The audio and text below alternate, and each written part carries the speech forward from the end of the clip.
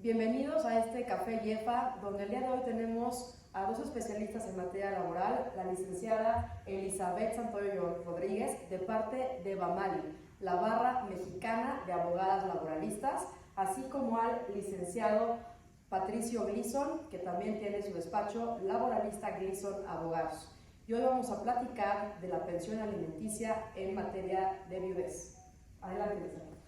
¿Cómo estamos? Buenos días, muchas gracias. Muy agradecida de esta invitación, ¿verdad? A colaborar. Y justamente el tema más allá de los alimentos, ¿verdad? Es la pensión de viudez. En este ámbito hay una reforma importante que surgió el pasado 20 de enero de este año, en la cual se reformaron algunos artículos tanto de la ley del Instituto de los Trabajadores al Servicio del Estado, la ley del ISSSTE, así como la ley del Seguro Social. Estos artículos incluyen cambios de disposiciones de carácter incluyente. ¿Qué quiere decir esto? Exacto. Que se incluye a más ámbitos de nuestra sociedad. Sí, que es toda esta reforma y todo esto que es no exclusión, más inclusión, ¿no? De todo que ya es necesario ahora para estas nuevas generaciones y para esta época que ya piden que tengas más variedad. Bueno, sabemos, Patricio, que la sociedad ha venido cambiando, ¿verdad? Correcto, inclusive, como bien menciona la licenciada, en el ámbito laboral, si bien desde la Ley Federal del Trabajo sí se establecía ciertas cuestiones donde se mencionaba que eran beneficiarios quienes acreditaban depender económicamente de la persona o del trabajador fallecido, o en su caso ahora ya también después de la última reforma desaparecido, ¿no? Que es una cuestión muy triste, pero pues es real en México. Pero también el problema venía que, si bien estaba en la Ley Federal del Trabajo esa disposición, en la Ley del Seguro Social no hablaba o no se tomaba en cuenta a este tipo de parejas, en donde cada vez pues, en realidad es algo normal, pero la ley no lo contemplaba, ¿no? Y entonces adicionan, como bien menciona la licenciada, tanto a la ley del Seguro Social como a la ley del ISSSTE, una figura que es la unión civil, en donde en la unión civil se contemplan las parejas de mismo sexo o de diferente sexo, es decir, no hay una diferencia, sino ya lo incluyen, es decir, ya la ley, sabemos todos que las leyes son perfección, o sea, pueden ser perfeccionables, son perfeccionables. Entonces ahora simplemente adicionan esta nueva figura a la ley del Seguro Social y a la ley del... Es correcto, Patricio.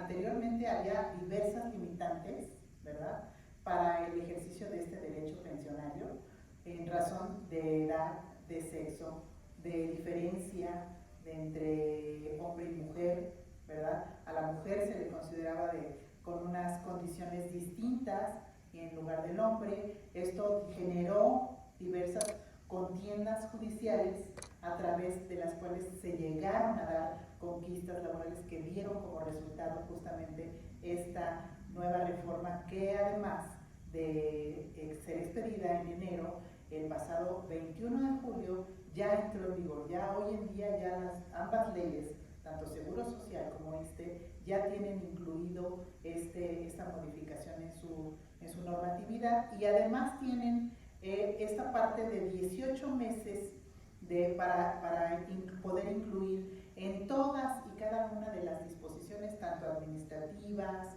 como reglamentarias, para poder hacer efectivamente legal este derecho y completo este derecho en favor de todas las personas, este derecho tan incluyente. O sea, platícame, hablas de que hubo un cambio a futuro, una conquista laboral, que me encantó esa palabra, de que antes cómo era. O sea, si yo estuviera casada con una persona o en unión libre con una persona del mismo sexo, ¿no recibiría pensión? No, ¿Eso es lo que pasaba? No, ¿O cómo era antes? En razón de sexo, una de las limitantes que existía es que la normatividad era específica en decir que la unión de concubinato era entre hombre y mujer. Y entonces esa parte se limitaba en razón de género el ejercicio de este derecho. En razón de edad, por ejemplo, cuando el hombre moría por 55 años de edad, debería de haber tenido un año de haberse casado con la viuda para que la viuda pudiera ejercer este derecho. Entonces, también la limitante en razón de edad, en razón también de figura jurídica, sabemos que existen hoy por hoy, ya la sociedad ha venido cambiando, como lo comentábamos, Patricio, ya existen una diversidad gigantesca de relaciones. Pues qué excluyente estaba antes. La verdad es que tener 55 años y que te dé un año mínimo para vivir con en este caso, hombre-mujer, estaba muy excluyente. Que un poco también tenemos que entender que venimos a lo mejor de una legislación, por ejemplo, el tema laboral de 1970, claro, que pues, a la fecha ha habido distintos cambios y que la ley, si bien empezó a tener reformas desde Fox cuando oficializa los puentes, por así decirlo, y luego tenemos la reforma en 2012, 2017, 2019, etcétera, ya, o sea, se quitó ese tema de modificar las legislaciones, sobre todo en materia laboral.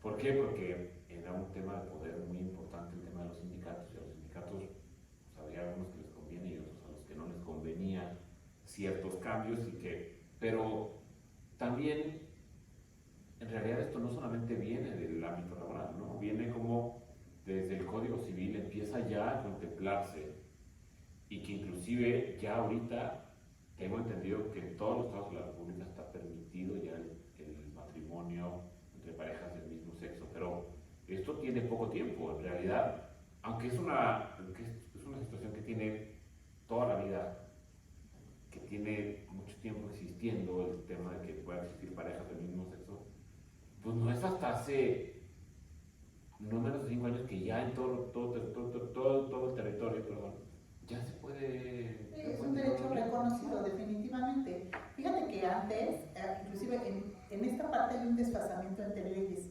No sé si les pasa a ustedes como abogados que logramos encontrar un divorcio entre materias, ¿verdad?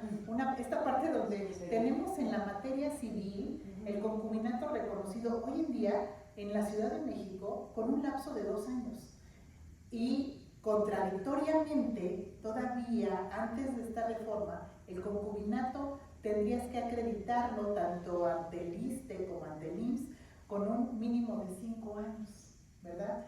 Entonces esta parte de divorcio es así evidente en esta figura y en muchas más, Y bueno, vamos más allá. A mí me gusta pensar más allá de la normatividad. Esta reforma creo que da una muy buena posibilidad a las nuevas formas de familia que existen en nuestra sociedad. Sí, los nuevos núcleos familiares, que es lo que estábamos hablando hace unos momentos, cómo ha evolucionado la sociedad. Tenemos prácticamente 3 nuevas figuras reconocidas en este nuevo decreto, en esta nueva, que son la nueva forma de ver el concubinato, ¿verdad? Que es, ya hoy podemos hablar del concubinato como una figura netamente tradicional que es más o menos equiparada a lo que es el matrimonio, aunque la única diferencia es la falta de formalidad, ¿no? Es decir, no haber firmado esta parte del contrato de matrimonio civil, ¿verdad? Que hace la diferencia entre concubinato y matrimonio civil. Pero ahora estas nuevas uniones civiles, ¿verdad? Dan pie o pauta para justamente este derecho entre las 2 personas del mismo sexo, Patricio, y además, ¿verdad? Va mucho más allá, concediéndoles derecho a las personas que tradicionalmente no tenían derecho, como son las amacias. Las amacias, a ver, platícanos un poquito más de este tema, o sea que ya están reconociendo, o sea, ¿qué sucede? Porque Dios, pasa que de repente muere o fallece el hombre o bueno, en este caso el hombre, y de repente se aparecen dos señoras o 2 esposas o una esposa y una concubina o como le quieran poner el adjetivo. ¿Qué sucede en ese caso?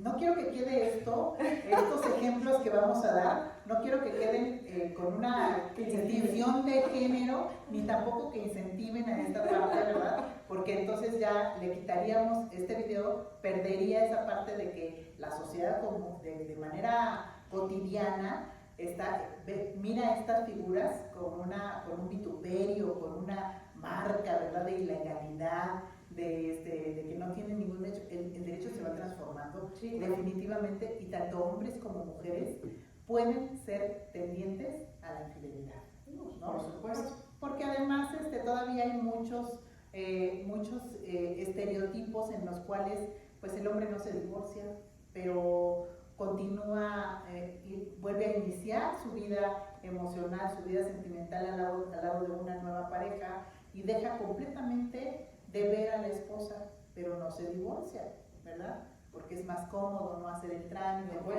no cuesta, hay que ir tantas veces al juzgado, el abogado me cobra, en fin. Y entonces él fallece, pero ya creó esta nueva relación que la ley hoy, este nuevo decreto, reconoce como una unión de carácter civil.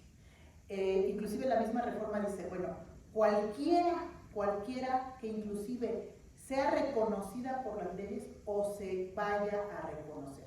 Y entonces hablamos en este término de las probables sociedades de convivencia, ¿verdad?, que son a través de la introducción legal que tuvo la ley, esta salida para dar el reconocimiento a las uniones del mismo género, que no podíamos meterlas en el matrimonio, pero había que darles el reconocimiento, entonces las volvimos sociedades en convivencia o asociaciones de carácter civil, como lo es dos amigas, ¿verdad?, que viven que viven en una casa y guardan proporcionalmente obligaciones de carácter alimentario, de ayuda mutua, todas estas partes de formas benévolas a través de las cuales se conforma una familia. Ayuda mutua, solidaridad, de carácter permanente, viven juntos durante mucho tiempo. El hombre se muere, en este caso en particular que estamos previendo, y la mujer que lo cuidó, que estuvo con él, que a veces inclusive llega a mantenerlo, a sostenerlo económicamente durante su padecimiento de salud, ¿verdad?, se queda en la esquina del olvido por la existencia de un matrimonio anterior. Que a veces, pues esta mujer, bueno, pues ni siquiera se ocupó del hombre. ¿Qué ocurre aquí? No, pues, evidentemente pues es la que tendría que levantar la mano para pedir la pensión, también. Por supuesto, pero además yo quiero que también contemplemos que, como bien mencionan, antes se daban mucho estas circunstancias donde, pues, en realidad un hombre o una mujer y sí firmaban ese contrato, es decir, sí se complementaba el matrimonio, sí había ese contrato con las formalidades, pero hoy en día cada vez es menos esa figura de firmar el contrato, cada vez los jóvenes menos quieren obligarse o decir, o piensan que ya al irme a vivir juntos, pues si no estoy casado no hay obligaciones, que no, en realidad siguen existiendo obligaciones porque tanto el concubinato y ahora figuras como esta de unión civil empiezan a generar derechos y obligaciones, pero a su vez yo quiero comentarles algo. Cada vez todo este tema va cambiando más, ¿no? Y encontramos figuras como lo que llaman ahora el poliamor, en donde son un grupo de personas o de parejas del mismo o diferente sexo. Hemos dejado de ser pareja, ¿no? Que en realidad no, forman una unión en pareja entre 5, 6, 8 personas y nadie más que nosotros 8, por así decirlo. Y forman una unión, un grupo, y que en realidad eso no está contemplado. Bueno, en México todavía no, pero en Colombia, déjame contarte, en Colombia ya se emitió la primera resolución de pensión de viudez de un trío de personas. En estas uniones civiles de poliamor, donde 3 varones formaron esta relación poliamorosa y muere uno y los otros 2 se dividieron en partes iguales por una resolución de carácter laboral, ¿verdad? El derecho pensionario de viudez. Correcto. Que ahí... Vamos para allá, ¿eh? Todavía en México no. Wow. Que ahí son 2 cosas distintas, ¿no? Porque creo yo que si bien no está contemplado para efectos de la ley del Seguro Social, sí se puede encuadrar en lo que existe en la legislación laboral, ¿no? Porque la legislación laboral nos establece que en realidad si fallece el trabajador, los beneficiarios o quienes creen que tienen derecho a los derechos del trabajador fallecido pueden iniciar un procedimiento que son procedimientos parciales de declaración de beneficiarios, y la ley nos establece ciertas fracciones en donde a lo mejor en la primera fracción me dice quiénes son los beneficiarios, la esposa, viuda o viudo y los hijos, donde la ley genera una presunción de que hay una dependencia económica, que al ser una presunción, pues bueno, es un hecho que se tiene por cierto, o la ley lo tiene por cierto. Tenemos otra donde pues si no están estos, puede ser la concubina. Tenemos sí una escalera, a mí me gusta pensarlo en términos de un escalón que va uno bajando, ¿verdad? Entonces llegas al primer escalón, es la esposa. El siguiente, no, es esposa, si bajas al siguiente escalón, sí, de acuerdo, la concubina, y así vas bajando pero en grado, ¿verdad? Creo yo que la última fracción de ese artículo nos dice a quienes acrediten depender económicamente. Entonces, en eso la escalera creo yo que se pierde, porque entonces les voy a dar dos ejemplos. El ejemplo que mencionaban ustedes, donde efectivamente hay una pareja y llega una tercera y acredita que también dependía económicamente. Tercera interesada. O ahora inclusive o tercera interesada. Llega en estas figuras de poliamor donde no solamente lo manejan como para un tema amoroso o físico, sino también este tipo de relaciones manejan una unidad económica. Sí, claro. Entonces, pudieran llegar a acreditar esa dependencia económica entre ellos mismos, ¿no? Entonces, creo yo que para efectos de la ley del trabajo sí se pudiera encuadrar o se prestaría a cualquiera de estas figuras, siempre y cuando se acredite esa cuestión de depender económicamente de la Fíjate que es muy interesante lo que manejas, porque estas uniones de carácter civil no necesariamente tienen que incluir esta parte sexual, ¿verdad? Sí. O emocional, ¿verdad? Y quiero contarles que la semana pasada atendí un asunto en donde una persona, una mujer de 50, más de 50 años de edad, convivía en su domicilio con una mujer adulta mayor de 60, casi 70 años de edad, inglesa, que falleció. En el fallecimiento yo reviso la documentación y estaba dada de alta como su beneficiaria de todos los derechos bancarios, de sus cuentas bancarias, estaba a donde tú me comentas. Realmente sí conforman una unidad económica donde se generan esta parte que la ley embona y dice, ¿sabes qué? Ayuda mutua, solidaridad, ¿verdad? Convivencia, permanencia, ¿verdad?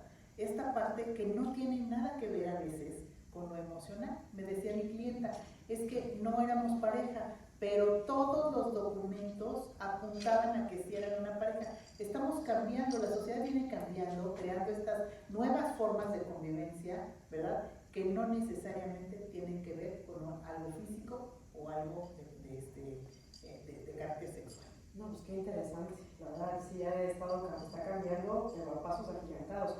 Una pregunta, ¿la unión civil es algo que se registra o se da por ciertos requisitos al igual que el concubinato?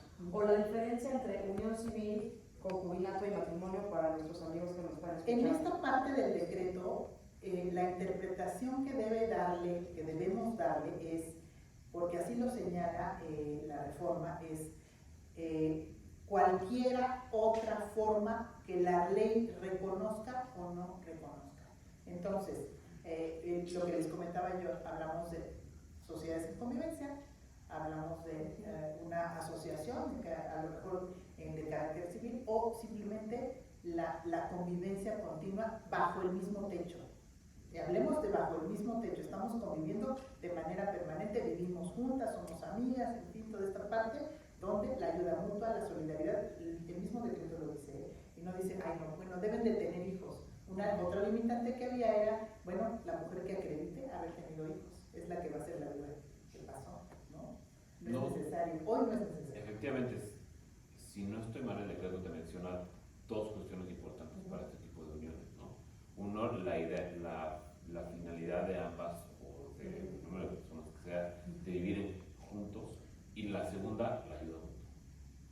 Entonces, con esos dos requisitos, no es necesario registrar, sino que única y exclusivamente tendrías que acreditar. En el caso de la semana pasada que yo atendí, como les comentaba, la documentación, más allá de que existiera un reconocimiento por parte de la fallecida inglesa de casi 70 años, ella la dejó como beneficiaria de sus derechos bancarios, la dejó como responsable de su derecho de seguridad, ¿verdad? En el seguro también contratado, también ella era la beneficiaria. Entonces, finalmente hay más documentales que nos pueden apuntar a que la verdad de los hechos, la realidad de los hechos, es que ya existía una unión de carácter civil entre ellas. Y el carácter civil cumple simplemente con los requisitos que tú decías. O sea, ayuda mutua, solidaridad, permanencia en la relación, ¿verdad? Toda esta parte que es muy importante. Y esto de la permanencia, porque la diferencia del concubinato en la Ciudad de México era, bueno, es 2 años vivir juntos, o si tienen un hijo en pareja, si es que con una única, con la limitante de que ambos tienen que estar libres de matrimonio. Exactamente. En el concubinato. En la unión civil, ¿no? Pues que la unión civil, exacto, para acreditar la unión civil, puedo estar casado, puedo tener otra relación formal, digo, como dices, probablemente me casé, nunca me divorcié, pero me separé, no me quise meter en la bronca del trámite del divorcio, y pues ya conocí a mi pareja presente con la que mi compañero de vida, y pues pasó un accidente y pues ahora sí que quien tendría los derechos sería la esposa con la que nunca me divorcié, o esposo, ¿no? Pero entonces, en esta unión civil, ¿cuánto es de permanencia? Porque en concubinato son 2 años. Aquí, ¿cuánto sería lo ideal o lo ideal para que puedas acreditar que estoy en una unión civil? ¿6 meses, 1 año, 2 años? Realmente la reforma no lo indica, aunque pudiéramos atender a las condicionantes mínimas de otras materias, como lo es en este caso los 2 años que establece el concubinato, ¿verdad? En cualquier entidad, las entidades federativas varían en esta parte, habría que atender cada quien de acuerdo al lugar en donde residimos, cuáles son los requisitos para esta parte, pero hacer una homologación, ¿verdad? Que justo aquí también es un tema muy interesante porque al ser una reforma, no hay un criterio todavía definido.